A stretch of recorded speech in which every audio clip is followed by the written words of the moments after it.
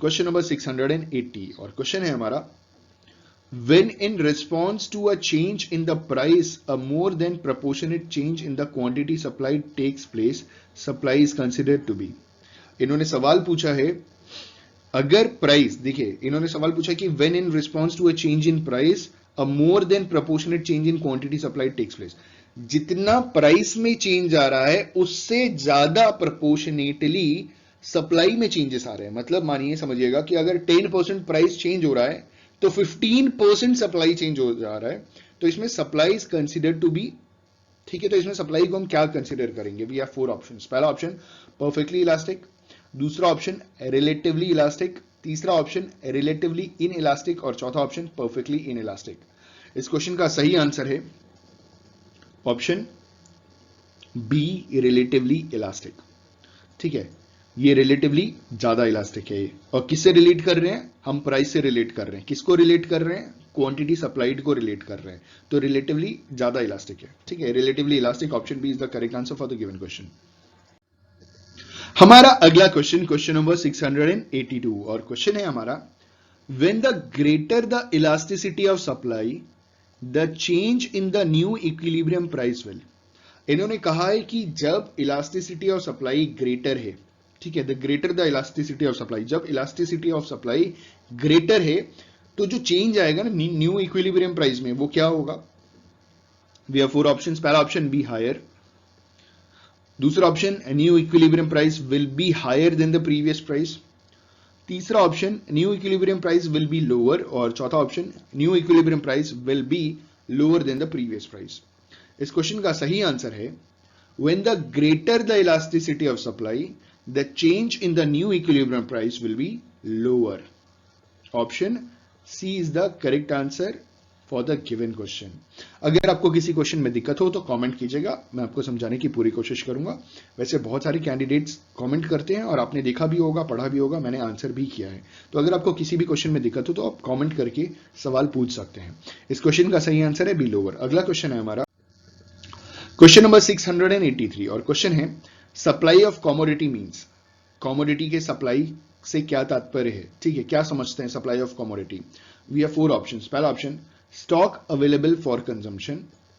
दूसरा option, stock available with all the producers of all the capital goods.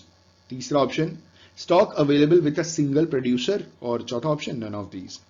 इस question का सही answer है supply of commodity means stock available for consumption. Supply of commodity means option A, stock available for consumption is the right answer for the given question. हमारा अगला question, question number 684 और question है हमारा, an entrepreneur who manages his firms has to forego his salary. एक entrepreneur जो अपना firm manage कर रहा है और अपनी सैलरी फोरगो कर ले रहा है, मतलब सैक्रिफाइस कर दे रहा है एक हिसाब से, which he could have earned if he had worked elsewhere, जो वो कमा लेता अगर वो कहीं और काम करता तो। The foregone cost is known as, जो foregone cost है ना, जो उसकी सैलरी जो बेचारा एक हिसाब से सैक्रिफाइस कर दे रहा है, इसको हम क्या कहेंगे? This is called foregone cost। और इस foregone cost का जो दूसरा नाम है वो क्या है? We have 4 options. पहला ऑप्शन implicit cost, दूसरा ऑप्शन explicit cost, तीसरा ऑप्शन हिडन कॉस्ट और चौथा ऑप्शन एक्चुअल कॉस्ट।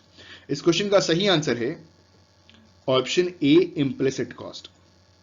ठीक है, तो option A is the correct answer for the given question. जो वो मैनेजर, जो एंटरप्रेन्योर है, जो अपने फर्म को मैनेज कर रहा है, वो अपनी सैलरी फोरगो कर दे रहा है अगर वो वही काम कहीं और करता तो ये जो फोरगो कर रहा है, जो सैक्रिफाइस कर रहा है एक हिसाब से, इसे हम इंप्लिसिट कॉस्ट कहते हैं। Option A is the correct answer for the given question.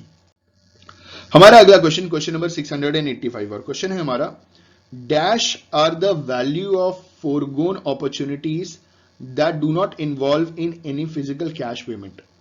ठीक है, वो कौन सी वैल्यू होती है जो मतलब फोरगोन अपॉर्चुनिटीज में हम खो देते हैं जिसका कोई फिजिकल कैश पेमेंट हमें नहीं मिलता। ठीक है, वी हैव 4 ऑप्शंस। पहला ऑप्शन इंप्लिसिट कॉस्ट, दूसरा ऑप्शन एक्सप्लिसिट कॉस्ट, तीसरा ऑप्शन हिडन कॉस्ट और चौथा ऑप्शन एक्चुअल कॉस्ट। तो इस क्वेश्चन का सही आंसर है option A, implicit cost. Implicit cost are the value of foregone opportunities that do not involve any physical cash payment. Option A is the correct answer for the given question. हमारा अगला question, question number 686, और question है हमारा, which of the following cost is not included in the books of accounts? इनमें से कौन सा cost books of accounts में इंक्लूड नहीं किया जाता? ठीक है, हम बुक्स ऑफ अकाउंट्स में से कौन सा कॉस्ट इंटर नहीं करते, मतलब कर भी नहीं सकते हैं, क्योंकि उसका कैलकुलेशन एग्जैक्ट नहीं मिलता हमको। We have 4 options. पहला ऑप्शन एक्सप्लिसिट कॉस्ट, दूसरा ऑप्शन मैन्युफैक्चरिंग कॉस्ट, तीसरा ऑप्शन टैक्सेस और चौथा ऑप्शन इम्प्लिसिट कॉस्ट। इस क्वेश्चन का सही आंसर है option D, implicit cost. Implicit cost की एंट्री हम बुक्स ऑफ अकाउंट्स में नहीं करते, लेकिन एक्सप्लिसिट कॉस्ट की एंट्री होती है, क्योंकि बिजनेस के बाहर के लोगों को हम उन जो फैक्टर्स ऑफ प्रोडक्शन है उसमें जो पेमेंट हम करते हैं, दैट इज एक्सप्लिसिट कॉस्ट। बाहर से हमने कुछ भी लिया, जो भी कॉस्ट ऑफ प्रोडक्शन में जो भी खर्चा हुआ, बाहर का पैसा जिसे हमें बाहर के लोगों को पे करना है, दैट इज एक्सप्लिसिट कॉस्ट। दूसरा क्या है, मैन्युफैक्चरिंग कॉस्ट।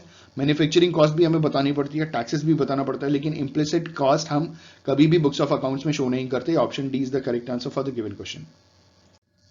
हमारा अगला क्वेश्चन, क्वेश्चन नंबर 687, क्वेश्चन है हमारा, dash can be defined as a cost that involves actual payment to other parties? इनमें से किसको हम एक्चुअल कॉस्ट कहेंगे, जो हम एक्चुअली दूसरी पार्टीज को पे करते हैं? मतलब dash can be defined as a cost, इनमें से कौन सा एक कॉस्ट है, मतलब लागत है। हम अगर इकोनॉमिक्स की बात करें तो कॉस्ट का मतलब होता है लागत। ठीक है, लागत का मतलब किसी भी एक प्रोडक्ट के पर यूनिट को बनाने की जो कीमत होती है, कॉस्ट होता है। ठीक है, तो dash can be defined as a cost that involves actual payment to other parties. ठीक है, वी हैव 4 ऑप्शंस। पहला ऑप्शन इम्प्लिसिट कॉस्ट, दूसरा ऑप्शन एक्सप्लिसिट कॉस्ट, तीसरा ऑप्शन हिडन कॉस्ट और चौथा ऑप्शन अपॉर्चुनिटी कॉस्ट। इस क्वेश्चन का सही आंसर है option B, explicit cost. Explicit cost can be defined as a cost that involves actual payment to the other parties. Option B is the correct answer for the given question. Explicit cost, देखिए implicit cost में हम खुद को क्या payment करेंगे, अपने business के लिए काम कर रहे हैं। ठीक है, हम अपने बिजनेस में, अपने फर्म में हम एज अ मैनेजर काम कर रहे हैं, तो खुद को हम कोई एक हिसाब से पैसा नहीं देते, हम फोरगो कर देते हैं वो सैलरी वैलरी जो भी, अगर वही चीज हम दूसरे के यहाँ कर रहे होते थे। लेकिन एक्सप्लिसिट कॉस्ट में क्या है कि हमारे अंडर अगर कोई काम कर रहे हैं तो हमें उसको तो पैसे देने पड़ेंगे ना। तो payment to other parties, explicit cost, option B, जिसकी एंट्रीज हम बुक्स ऑफ अकाउंट्स में करके दिखाते हैं।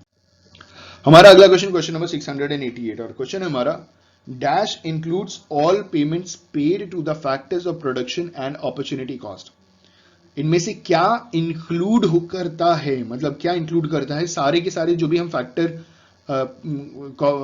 ऑफ प्रोडक्शन को पेमेंट करते हैं और साथ ही साथ अपॉर्चुनिटी कॉस्ट को हम पेमेंट करते हैं। We have 4 options. पहला ऑप्शन इम्प्लिसिट कॉस्ट, दूसरा ऑप्शन एक्सप्लिसिट कॉस्ट, तीसरा ऑप्शन इकोनॉमिक कॉस्ट और चौथा ऑप्शन अकाउंटिंग कॉस्ट। इस क्वेश्चन का सही आंसर है option C, economic cost. Economic cost includes all payments paid to factors of production and opportunity cost. ठीक है, अगला क्वेश्चन है हमारा, क्वेश्चन नंबर 689, और क्वेश्चन है हमारा, dash costs are important in short-term decision making of the firm to determine the output at which the profits can be maximized. ठीक है, कौन सा कॉस्ट बहुत इंपॉर्टेंट है किसी भी फर्म के शॉर्ट टर्म डिसीजन मेकिंग के लिए? ठीक है, ताकि डिटरमाइन किया जा सके, to determine the output at which the profit can be maximise, ताकि वो आउटपुट हम प्रोड्यूस कर पाए या बेच पाए जिसमें हमारा प्रॉफिट सबसे ज्यादा होगा। We have 4 options. पहला ऑप्शन है फिक्स्ड कॉस्ट, दूसरा ऑप्शन है संक कॉस्ट, तीसरा ऑप्शन है अपॉर्चुनिटी कॉस्ट और चौथा ऑप्शन है मार्जिनल कॉस्ट। इस क्वेश्चन का सही आंसर है ऑप्शन डी, मार्जिनल कॉस्ट।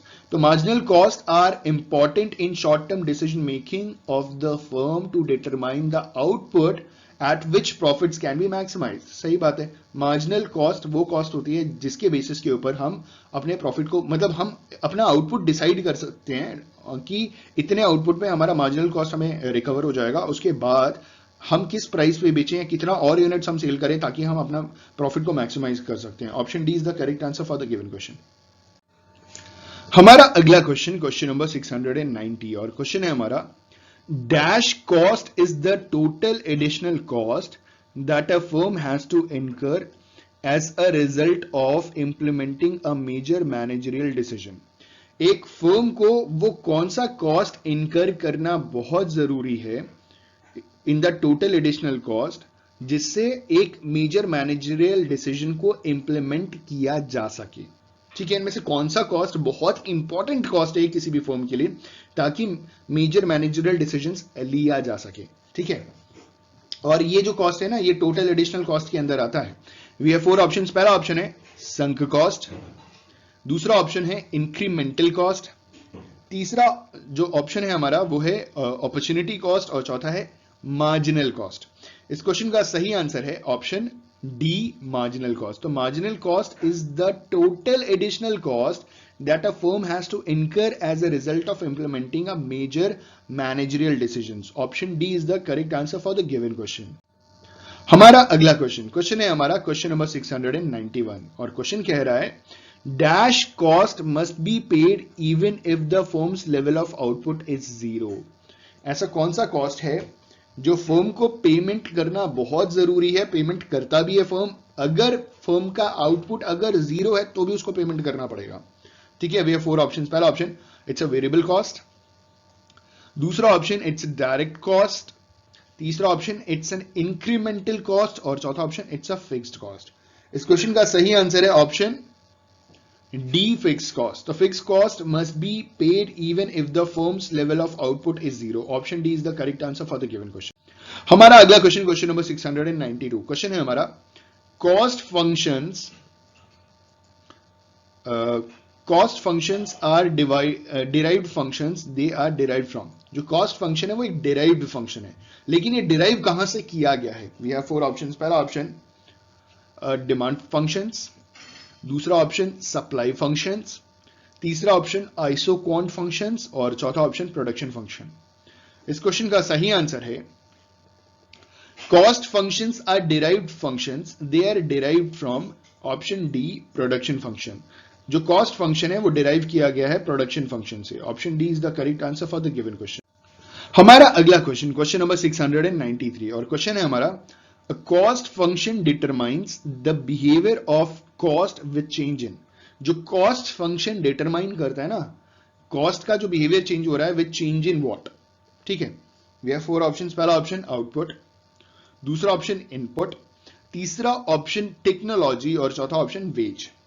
इस क्वेश्चन का सही आंसर है option A, output. A cost function determines the behaviour of cost with the change in output. ठीक है, मतलब जो आउटपुट है ना, अगर आप एक यूनिट अगर आप प्रोड्यूस कर रहे हो तो आपका आउटपुट 1 यूनिट हो गया, तो आपकी कॉस्ट क्या है? तो यही तो कॉस्ट फंक्शन बताता है कि फिक्स कॉस्ट कितना है, वेरिएबल कॉस्ट कितना है 1 यूनिट प्रोडक्शन में। अगर आप वही चीज अपना आउटपुट बढ़ा करके आप 10 यूनिट्स कर दो तो ये चीजें चेंज हो जाएगी, 100 यूनिट्स कर लीजिए तो चीजें चेंज हो जाएगी, 1000, 10,000, 1 लाख यूनिट्स कर लीजिएगा तो आपका कॉस्ट फंक्शन डिटरमाइन करेगा cost with change in output. Option A is the correct answer for the given question. ठीक है, हमारा अगला क्वेश्चन नंबर 694, क्वेश्चन है हमारा the cost function indicates the functional relationship between total cost and.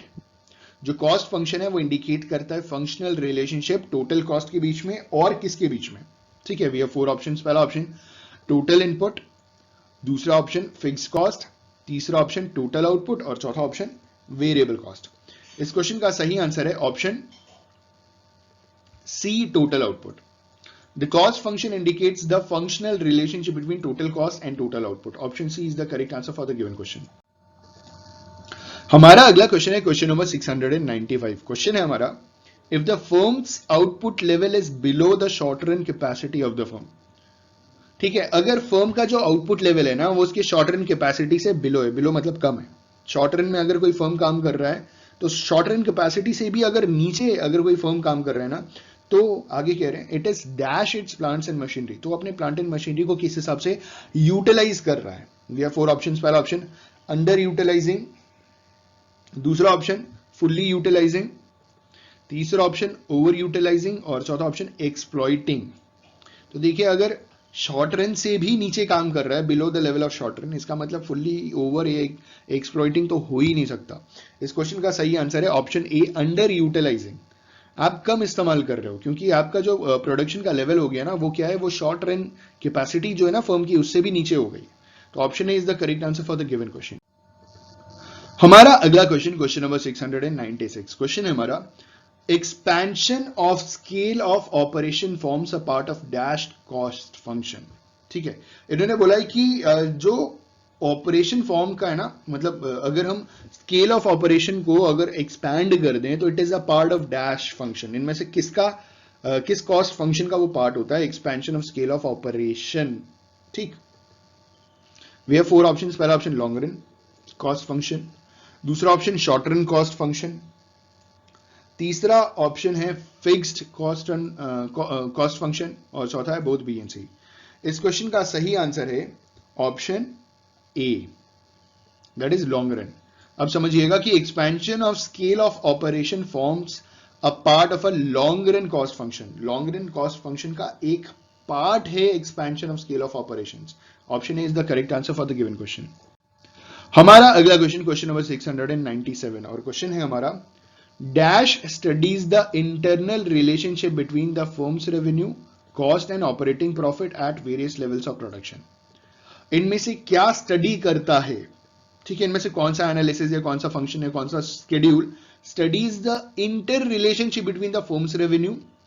क्या study करता है? रिलेशनशिप, जो फर्म के इंटरनल रिलेशनशिप है ना, रेवेन्यू का, कॉस्ट का और ऑपरेटिंग प्रॉफिट का, eight various levels of production. ठीक है, आई जस्ट होप कि आपको क्वेश्चन समझ में आ गया होगा। We have 4 options. पहला ऑप्शन कॉस्ट फंक्शन, दूसरा ऑप्शन प्रोडक्शन फंक्शन, तीसरा ऑप्शन ब्रेक इवन एनालिसिस और चौथा ऑप्शन डिमांड सप्लाई स्केड्यूल। इस क्वेश्चन का सही आंसर है option C, break even analysis. Break even analysis studies the interrelationship between the firm's revenue, cost and operating profit at various levels of production. Option C is the correct answer for the given question. हमारा अगला question, question number 698, और question है हमारा dash is used to measure the effect change in the selling prices, fixed cost and variable cost on the output level that is to be achieved before the firm starts earning operating profit. ठीक है, we have 4 options. पहला option input output analysis, दूसरा option production function, तीसरा option consumer surplus और चौथा option break even analysis.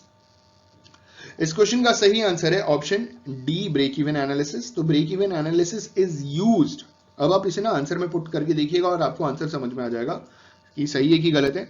कि break even analysis is used to measure the effects change in selling prices, fixed cost and variable cost on the output level that is to be achieved before the firm starts earning operating profits. ठीक है, option D is the correct answer for the given question.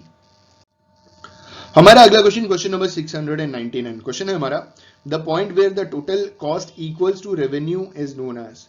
उस point को क्या कहते हैं जहां पे जो टोटल कॉस्ट है ना वो रेवेन्यू के बराबर हो जाता है, तो उसे क्या बोलते हैं? उस पॉइंट को क्या बोलते हैं? ठीक है, वी हैव 4 ऑप्शंस। पहला ऑप्शन एक्सपेंशन पॉइंट, दूसरा ऑप्शन ब्रेक इवन पॉइंट, तीसरा ऑप्शन शटडाउन पॉइंट और चौथा ऑप्शन फोकल पॉइंट। इस क्वेश्चन का सही आंसर है option B, break even point. तो break even point is the point where the total cost equals to the revenue, total revenue. ठीक है, option B is the correct answer. हमारा आखिरी question, question number 700, और question है हमारा at break even point the firms, break even point पे firms का क्या होता है? We have 4 options. पहला ऑप्शन प्रॉफिट्स आर मैक्सिमम। क्या ब्रेक इवन पॉइंट पे जो फर्म का प्रॉफिट है वो मैक्सिमम होता है? दूसरा ऑप्शन प्रॉफिट्स आर मिनिमम, तीसरा ऑप्शन लॉसेस आर मैक्सिमम और चौथा ऑप्शन रेवेन्यू इक्वल्स कॉस्ट। इस क्वेश्चन का सही आंसर है at break even points the firm's revenue equals cost. Option D is the correct answer for the given question. ठीक है, revenue equals cost, option D is the correct answer. I just hope and believe कि ये 25 questions आपके लिए beneficial रहे होंगे और कुल मिलाकर के 700 क्वेश्चंस हमने कवर कर लिए हैं। आई होप एंड बिलीव कि 700 क्वेश्चंस आपके लिए बहुत बेनिफिशियल रहे होंगे अगर आपने सारे वीडियोस देखे हैं। आने वाले टाइम में हम और क्वेश्चंस अपलोड करेंगे। ठीक है, अगर आपको इन लेक्चर्स की पीडीएफ फाइल चाहिए तो आप हमारे इंस्टाग्राम पेज में हमारे पेज को लाइक करके आप मुझे मैसेज कर सकते हैं, फिर मैं आपको बताऊंगा कि ये आप कैसे पा सकते हैं। ठीक है, thank you so much, all the best for your examinations, have a good day.